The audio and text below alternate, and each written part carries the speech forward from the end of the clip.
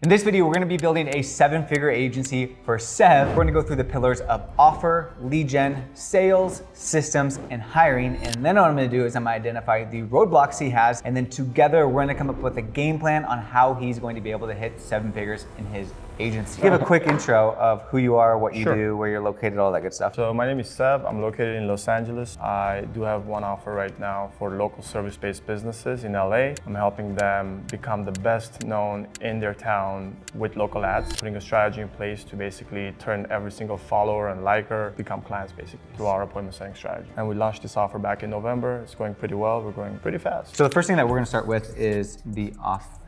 Who is it that you're serving right now? Local service-based businesses. What is like the pain that these local service-based businesses are coming? First of all, they're not active on social media. They have no idea how to get clients on social media. They're not making any content. If they do, they don't have any plans behind it, like a concrete strategy to turn that content into, money. So they're not active on social media. They have no idea how to get clients on social media. They have no /bad content. Basically no money from it. What do they come to you wanting? They love the idea of local ad, the concept of it. We also offer at the moment content, so they get high quality videos. They want to make money. They want to generate leads from social media. So that's like their main thing. So money, content, and leads. And then how many people do you currently have on this offer? At the moment, we're 11. And then what's the price point? $2,500 a month for 3 months. What do your profit is? So around maybe 140 goes to an editor, around 175 to a per client. Per client, yeah. Okay. Second-hand videographer that's helping me. You said how much is for that? About 175. And then I have a client success that I pay, but she's at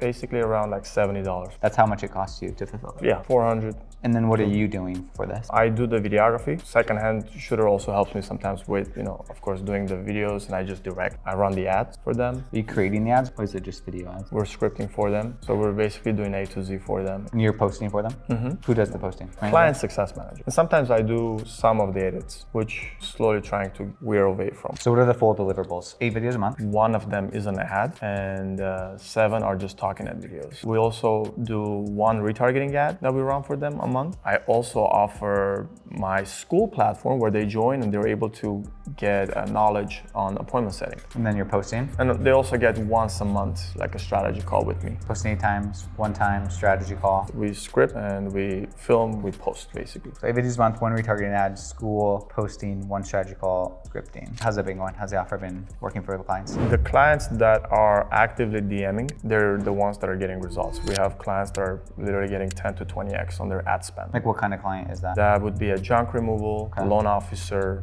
chiropractor. We have a real estate agent that just got a $2.3 million listing because of that. And are you teaching them how to do that? School platform actually has videos that breaks it down for them. And then how do they get a hold of you? Are like Slack access? Are they texting you? Texting me. So the clients are getting the most value from what would you say from this? The ads, appointment setting. If I take away content and they just film it with their phone, the ads is what bringing the followers in. DMing is what gets the clients basically. Are you doing anything for them to track this stuff, or how are you tracking the success of the ads? I personally don't do it for them. I do have in my school platform a CRM where like an Excel sheet where they could do like a appointment setting, write down the information, who they contacted, when to follow up. Got it. So the biggest bottleneck from what I see is just the appointment setting, which I didn't say. Correct. And then I would say the tracking as well. Now let's talk about lead gen. Okay, how are you currently getting leads right now? I have 2 ads running, mainly getting my leads through a follower ad. I have 1 ad that I launched back in November. That one is still running. The leads probably went up the price. It's around like $6 per follower. My biggest bottleneck now, you're gonna laugh at me personally, is appointment setting too. The first month or 2 that I was basically setting the appointments, that's when I got all the clients because I'm very confident what to say. And these are just people, like the clients that you've gotten for this offer have come from the ads? Ad referral, but the referral came because they saw me in the ad. And then are you doing the appointment setting right now? At the moment, no. Somebody else is doing it? No, right now I have no time. Because you don't have time to appointments set. Exactly. And this ad is still running? The ad is still running.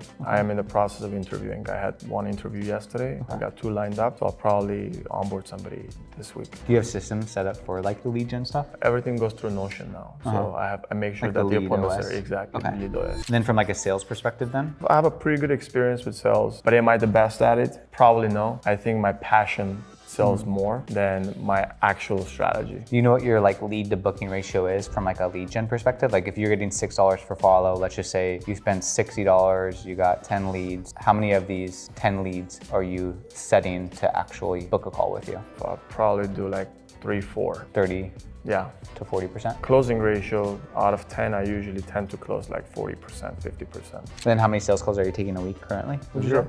0? Because you're working on the fulfillment. But the first month or two, I used to do like probably somewhere from 3 to 5 a week. When you were doing the setting Yeah. and closing the deal. This will be quick because we probably don't need to focus too much on this right now. Because we're going to focus on the most important thing probably, which is going to be the system side of things, which is interconnected to literally everything that we just talked about. Current system, you're using the Notion OS. Yes. So you don't have time to set appointments, you don't have time to take sales calls. Like, why? Well, the sales calls, I have time. Okay. I have time for sales calls. But you're and not booking any because you're not able to Yes, actually I'm set not doing the appointments. appointments. So what is your day-to-day setup right now from a systems and fulfillment perspective? I'll just put fulfillment as well. That's causing you to do that because that's risky. It's something that we see a lot where you're just going to be in the cycle of the up, down, up, down, up, down, up, down, where we want it to be like compounding on each other. So right now it seems like we can't do the sales because we're busy in the fulfillment. Then we need to get this off of our plate so that we can go back to this. And then as the systems grow, the lead gen should also grow because leads should never be the problem. What is causing you to not be able to set appointments or jump on sales calls? So I think videography, editing, maybe overlooking sometimes like where we're at and all that, you know, like answering client questions here and there. So reacting to clients? Videography, yeah. How many shoots per week are you doing? Like this week we have 3, it depends, you know, like we had a week we had 6. And then I tend to pre-edit. Pre-edit meaning like going over it, color correcting it, cutting the silent parts in between, and then sending it to an editor. Why do you do that? Or you I have think a little sense of control? It might be that. Also, I've tried it once or twice with the editor that pushed us back because they were kind of slow and they made a lot of mistakes. Is that only for the first edit that you're gonna do for the client, or is that like every single edit you'll pre-cut it and then you'll send? At the moment, I'd say I still do like 70% of them. How many editors do you have? 1 editor. What's their level at,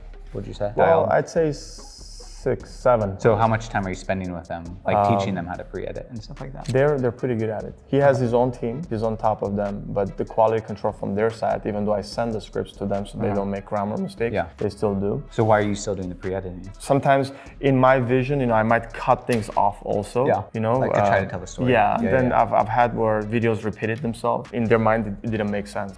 For me, it didn't make sense. I would never edit it like that. That's probably the reason. I do realize that I do need to let that go. You said this editor is kind of like senior editor, and then they have people underneath them. How many editors do they have underneath them? Like just like endless? No idea. Probably it's like an endless. agency. And then how much are you spending for the editor? 18 per Okay, edit. nice. And then the one editor is managing all of them? Yeah. And are they in your Notion? Yeah, Okay. they're on Notion. The videography is taking up a lot of your time, 3 to 7 shoots a week, but you have a videographer currently. I have a videographer, but he's not comfortable to go out alone. It's like can be. Okay. Could be. Quality control, you're doing all the quality control? Yes. And like sending a lot of edits back and forth? The way that works now, I just go to Frame.io, watch the video. If it's good, I just approve it, and I let my client success know that it's approved. So they're the ones who download it, put it in the Google Drive, and schedule and everything. What else is taking up your time? Second business, you know, my real estate media company, that also has its own like clients calling, this is needed, that's needed, taking orders. So I'm missing there one person to basically take everything, the calls, you know, and the orders. So that's like a secondary business that's doing pretty well. So it's like the focus. And to be truthful, it could be myself too sometimes. Just thinking that I'm overworking, but I'm not doing it. And then team, we said,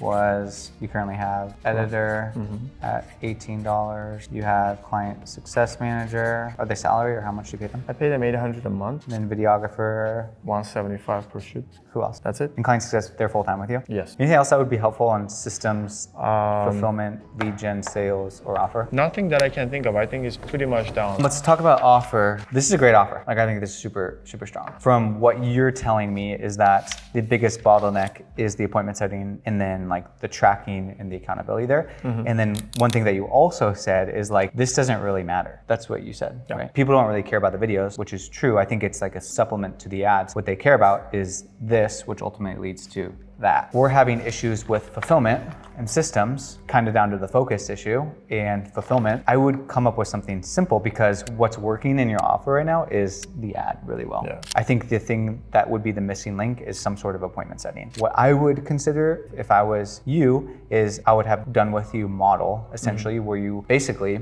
Like what I would probably do is I would probably do like 3 ads a month, appointment setter, because a lot of the appointment setting, especially the scripting, it's templatized. Like we have the AI agent inside of Agency. Have you seen that? I haven't used it yet, but I've seen it. Brilliant. Like you could train your appointment setters to screenshot and then plug it in there, and then they'll give you like really good responses. Nice. You could train like an agent for that for your setters. That would be super easy to do. Probably the same cost as what you're paying for the client success manager at $800 a month. I mean, I couldn't see it being more than 2 hours a day, so that would be like 4 clients total, if not more, based off of how many leads that you're getting for the clients. So that'd be like super easy, where it's like $800 for 4 clients. So that'd be like an additional $200 your cost per client, which is very efficient to make a high impact thing, which would decrease the amount of clients that are leaving. So I think that would be like a super simple thing to do. I think the other thing would be like, we call this Leads OS for your clients, that your appointment setters just work off of, that they have visibility on. So that when we onboard clients, we just get all of the leads into the Leads OS, and then everything's tracking in there. Like that's probably what I would do, is remove yourself as the roadblock on the appointment setting, and then the tracking as well, because you want to be able to justify and be able to prove, hey, we're providing this much value for you. We're providing money for you, and it's a return, and it's really evident, and we're doing everything for you. And I think the way us as agencies, when it comes to offer, like we want to do everything in our power to get our clients results. And like it's really obvious that like if appointment setting is an issue, we need to solve for that. And then I think from like a sales process perspective, what you could also consider doing, I mean, is like creating a calendar for them. You just want to remove any friction to them being able to grow their business. So that's probably like section number 1 that I would do as one offer. And I think that would be $2,500 a month. I mean, the junk service removal company, how much money are you making them every single month? This month they crossed 25,000. That's a layup, especially with the proof. Then we have the ascension into something like this, which I think would be this, like remove the school, you post for them, do a strategy call, you set for them, and then you give them the Leads OS. But the only real addition would be like the content. Like if somebody wants the content, or if they're local, because this also, like this is USA. Like this could be anywhere and everywhere. Now your total addressable market is the United States. And your fulfillment time on this, you just need to be like a good sales manager, appointment setting side of things. And it removes a lot of the fulfillment roadblocks. So that's what I would probably think about implementing and testing out for total addressable market. And then I would 100% add appointment setting into this offer. Still do the 8 videos, like just make it the same offer, but remove the school, because people don't want to go through a school. And then insert the Leads OS, and then you beat out them. So if I were to add that, the 8 videos would become basically like a second tier offer. Yeah, like exactly. an add-on. And I think that's easily $4K a month plus. And for the appointment setting, we would be interviewing and hiring like appointment setters. We can hook you up with a couple of people who place appointment setters. I could place appointment setters for you. One appointment setter could probably handle like 4 or 5 clients. Because a lot of it's like templatizing. And if you, from a system perspective, can create some like AI for them so that they can leverage, and then have the systems in place for tracking, which would be the Leads OS, it's just going to benefit you as much as it's going to benefit the client, then it just becomes a no-brainer. I would hire somebody, whoever's working with you, to start to manage a client, and then they can manage multiple people. And how many hours would they work for them? I mean, 2 hours a 2 day hours maybe? a day would be enough? Yeah. If the people that answer later after they're off clock, they would just jump on and answer themselves, or? I would still lean on the appointment setters to do it, which would take more managerial for you, because you're gonna have to like manage them and like oversee them and like look at the pipeline. But that's where the Leads OS is gonna be like super helpful for you, and like EODs and stuff along those lines. So it would be like a little bit of a different game for you, but I think it's such a net positive. And then this be the ascension from my opinion. And then this is way higher price, more margin, and you have way more margin to pay people, hire people, all that sort of stuff. That'd be my thought from like an offer perspective. I think from systems perspective, the main thing that I see is, one, the pre-editing. Like you got to stop doing this for sure immediately. I think this is a byproduct of you not trusting the editor, and then you not training them enough. Just set up a weekly call with your editor, and then go through some of the videos that they didn't do well, and try to build this person up. Because now, like what you want to do with your team, like with your lean team, is you want to like build into these people so that they can like replace you essentially. We don't want to create task doers. We want to create like people who can build up, and then they'll be able to have the EQ that you have to be like, hey, like I just need to make these cuts, or meet with them weekly and then go through the weekly edits, because you're really not doing that many edits essentially. And if you just met with them weekly, went through the edits, and then you QC'd it, you made sure everything was like good, and you built them into it and reviewed it together, there's the rock star. And there's the editing that's pretty much like off of your plate. Same thing with the grammar. Like when people tell me that their editors are doing like grammar issues, like that's a huge red flag. If you're sending grammar stuff back to them, it's a lack of training and a lack of like expectation, and basically being firm with them to be like, hey, like grammar's pretty much unacceptable. The reason that you have to keep doing it is because you haven't spent time with the editor training, I have right? Zero. What I would start to do is I would just set up weekly meetings with the senior editor, and I would say,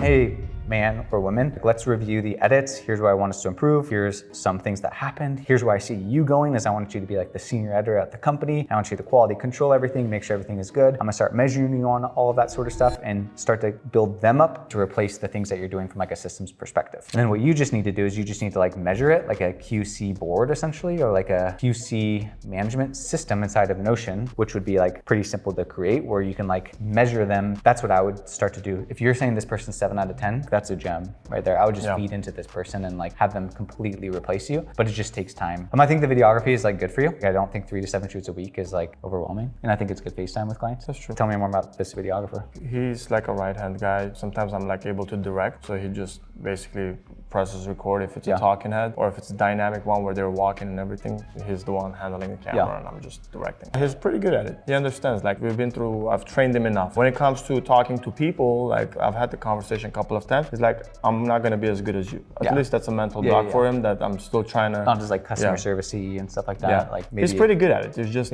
he thinks that he's not as good as me, the way I direct. I mean, you're the founder, so nobody's going to be as good as you. How do the clients feel like when he's shooting? Like, they feel good. I've had an instances where I kind of left for him to do it, and I've had a complaint or two. But you know, like these are things that I'm okay in my real estate media company. When I let go of everything that happened, now it's okay to lose some clients, but getting my freedom. 80% done by somebody else is 100% awesome. Does he like? What does he see in himself? Like, is he just like freelancing for you, or like is he like, dude, I'm like so team Sev, like let's freaking go? Or he's like, also my real estate photographer, so he comes out with me, and he's pretty good at it. You know, how does he feel about like the short form stuff, like the ad stuff? He just does the video. The rest, like, is he excited about it? Like, is he like? He's always on time. He's always happy. He's like communicative. People do like him. So I think same thing with them is like 3 to 7 shoots a week isn't a bad thing at your level. And then also just the fact of the matter that it's good FaceTime with clients right now. But same thing, I would still cast a vision to Mike and say, dude, Mike, eventually I want you to like lead this whole entire shoot. And maybe like what you can start to do is you can be like, hey, lead the shoot start to finish, and then you watch him. So like we like to do this delegation process of like, I do, you watch, I do, you help. You do, I watch. Exactly. Like that's like the ladder. I would communicate with him, hey dude, I see you replacing me on this video side of things and you doing all the shoots, and then communicate that to them, and then do that type of like ladder when you're delegating, and then just like really build them up into confidence, and then like eventually it'll do it, but I don't think that's like a top priority. I think priority is like these things right here. And then the other systems thing would be like the Leads OS. Like I would love tracking in like an OS for clients so that they can see everything visibly. Because I doubt like that junk removal company, they probably don't have a CRM, do they? No, they do. But the like, guy is like following, is very analytical, so he's following it to a T. He's using everything I kind of. But like the loan officer, they don't have like a CRM to track the leads from Instagram. None of 100%. So like, how much of a cool selling point would it be to be like, hey, we're gonna build your operating system. This is where all your leads are gonna go. This is where I'm gonna track everything, where appointments are gonna do all that sort of stuff. Like all you need to do is just get access to the space. So I think that would be massive for the clients. I think same thing, like just treat yourself as it as well, like having your own setting OS, and then just like getting your team looped in on it when you hire the setter, and then doing some like AI for the appointment setting, and like using what we have inside of Agency U for the setting process, I think would be like massively beneficial. But I think from like the systems, fulfillment, and team, like you just gotta like build into them and like relinquish a little control is what makes sense. I agree. No, I definitely agree. I do like where we're going with this. Now the Leads OS, isn't that in clients OS? Like that's in the portal, it's already pre-built right? in It's there. already pre-built. And in onboarding, it would take 15 minutes to set up, to Pretty automate. fast. I love it, man. And then your appointment setter would be able to just like set it up for you. I think your mindset should be like your most important client is going to be like the editor and the client success manager and the videographer. And like that's where you should focus in on. So I think that would be super, super important, is just like pause and then be patient, and like everything's gonna be okay. That's how this person and this person and this person is gonna get better. Can I ask you a question about the client success manager, just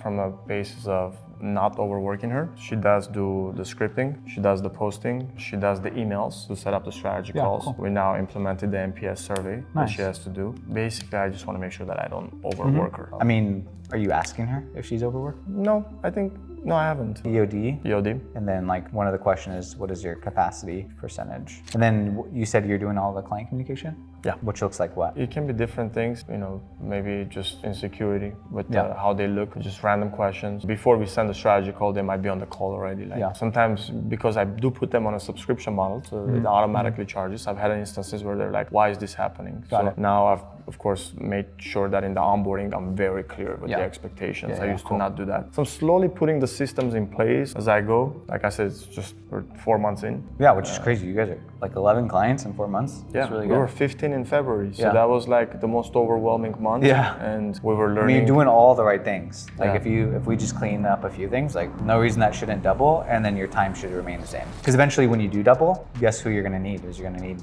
an editor, client success manager, and guess who you want to hire them? It's going to be the current editor. So that's why you want to build this person up so that when you do need to hire somebody, they can do the hiring, which they have a team underneath them, which makes sense. Yeah. Same with like client success manager. It's like they can hire a client success manager. I think for the client success manager, I would ask them what their capacity is on like a weekly basis, like also meet with them. I think from like the client communication perspective, that's where I like to centralize the communication. That could be Slack, that could be using like Go High Level and just having like a group tech and then have it be monitored by them. Like you should only be talking to the client in my eyes if it's escalated, and the client success manager should always be in the loop of it, because a lot of the stuff they could probably answer. That would take definitely a lot of things off my plate. Sometimes some of my clients, they don't read the emails, or they're late. Totally. doing it, so And then it'd be Slack easy. can kind of be like a little bit of a bottleneck to get people into. So depending on your clients, like if it text is preferred, then I would make sure this person is always in the loop. That would be my thought. Like this person should be like your right-hand man, in my opinion, Yeah. or woman, Yeah. and like doing like everything, which involves like you building really good systems for them. Do they have like a daily winning formula? Do they have a job description? They have a daily winning formula. Okay. I have all the SOPs for them. Nice. And I've added this, how to script, you know, how to do the topics. She's definitely taken a lot off of my plate. Every person has gold in them. And I think Yeah. if you look at your team as your most important client,